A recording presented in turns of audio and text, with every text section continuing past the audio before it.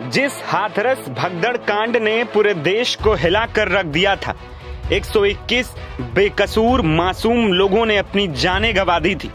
चारों ओर चीख पुकार मच गई थी। सिस्टम से लेकर सरकार, पुलिस और विपक्ष तक इस मामले में घिर गया था। अब उस हाथरस कांड में 11 लोगों के खिलाफ 3200 पन्नों की चार्जशीट जांच आयोग ने तैयार कर ली है और उसे सरकार को भी सौंप दिया है।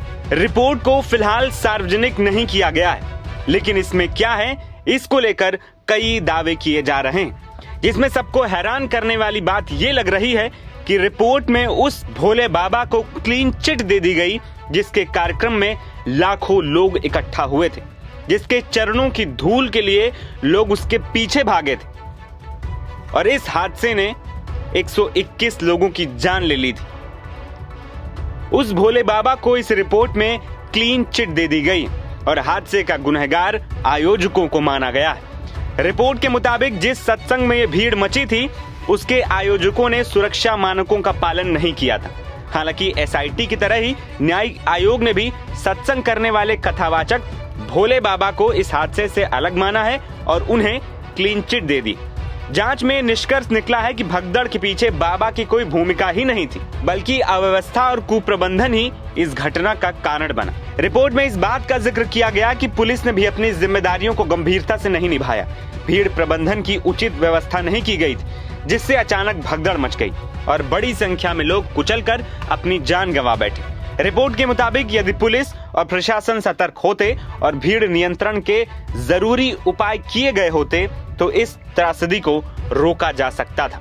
न्यायिक रिपोर्ट में स्पष्ट रूप से कहा गया है कि सत्संग के आयोजकों ने निर्धारित अनुमानित शर्तों का पालन नहीं किया था। कार्यक्रम स्थल पर मौजूद लोगों की संख्या अनुमान से कहीं ज्यादा थी, लेकिन सुरक्षा के पर्याप्त इंतजाम नहीं किए गए थे। आयोग ने आयोजकों की इस लापरवाही को हादसे का मुख्य कारण माना है और इस तरह की घटनाओं को रोकने के लिए कड़े प्रावधान लागू करने की सिफारिश की है। बता दें कि उत्तर प्रदेश सरकार ने 3 जुलाई 2024 को हाथरस त्रासदी और भगदड़ के पीछे किसी साजिश की संभावना की जांच के लिए सेवानिवृत्त उच्च न्यायालय के न्यायाधीश की अध्यक्षता में 3 सदस्यीय न्यायिक आयोग गठित किया था।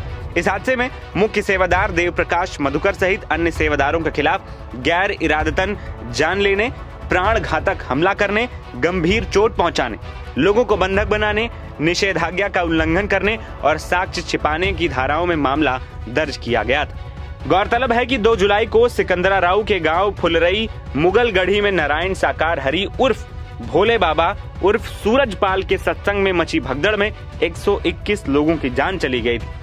उनका काफिला निकलने के लिए उनके सेवादारों ने भीड़ को रोक दिया था। इस दौरान उनकी चरण रज लेने की होड़ में लोग गिरते गए। इस मामले में पुलिस ने 11 लोगों को गिरफ्तार कर जेल भी भेज दिया था। एनबीटी ऑनलाइन की रिपोर्ट।